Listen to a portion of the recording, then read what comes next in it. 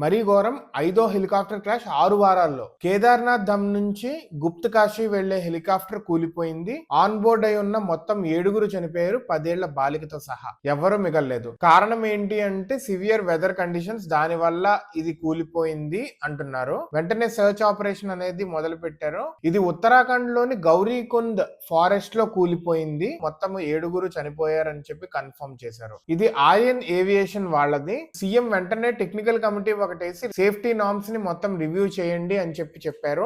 6 వారాల్లో 5వ హెలికాప్టర్ కూలిపోవడం అంటే మాటలు కాదు, మనుషుల ప్రాణాలు. దేవుడి కోసం అని చెప్పి దేవుడిని చూడటానికి వెళ్ళి దేవుడి దగ్గరికే కలిసిపోవడం అంటే ఇదే మరీ ఘోరము. చాలా జాగ్రత్తగా ఫాస్ట్ గా వెళతాము అని చెప్పి ఎంతో ఖర్చు పెట్టి వెళతా ఉంటారు. హెలికాప్టర్ లో వెళ్ళటం అంటే అంత ఖర్చు పెట్టి అంత త్వరగా వెళ్ళాలి అని చెప్పి అంత జాగ్రత్తగా ప్లాన్ చేసుకుంటే ఇలా ఉండటం అనేది వర్స్ట్. ఒకవేళ క్లైమాటిక్ కండిషన్స్ అనేవి సరిగ్గా లేకపోతే డ్రాప్ అయిపోవాలి, చెప్పాలి, డబ్బులు వెనక్కి ఇవ్వటమో లేదా కొంచెం రిఫండ్ చేయడమో ఏదో ఒకటి చెప్పాలి. ఎందుకంటే క్లైమేట్ అనేది మన చేతిలో లేదు. అయినా కానీ డబ్బుల కోసం అని చెప్పి ఒకవేళ ఏవియేషన్ వాళ్ళు చేస్తుంటే కనుక క్లైమేట్ బాగోకపోయినా కానీ డబ్బులు వస్తాయి అని చెప్పి ఒకవేళ ఆ ఏవియేషన్ వాళ్ళు ఇదే ప్లాన్ వేస్తూ వెళుతుంటే, బలవంతంగా పంపిస్తుంటే లేదా వెళుతుంటే కనుక ఆ తప్పు మాత్రము అసలు క్షమించాలని తప్పది. సివియర్ యాక్షన్ టువర్డ్స్ ఆ ఏవియేషన్ వాళ్ళ మీద తీసుకోవాలి. అండ్ వాళ్ళ మీద ఒక రివ్యూ కమిటీ కూడా వేసి కుదిరితే వాటిని క్లోజ్ కూడా చేయాలి, ఇలా చేసే వాటిని. ఎందుకంటే పోయిన ప్రాణాలు తిరిగి రావు. కనీసం ఫ్యూచర్ లో ఇలా వెళదాం అనుకునే వాళ్ళకైనా వెళితే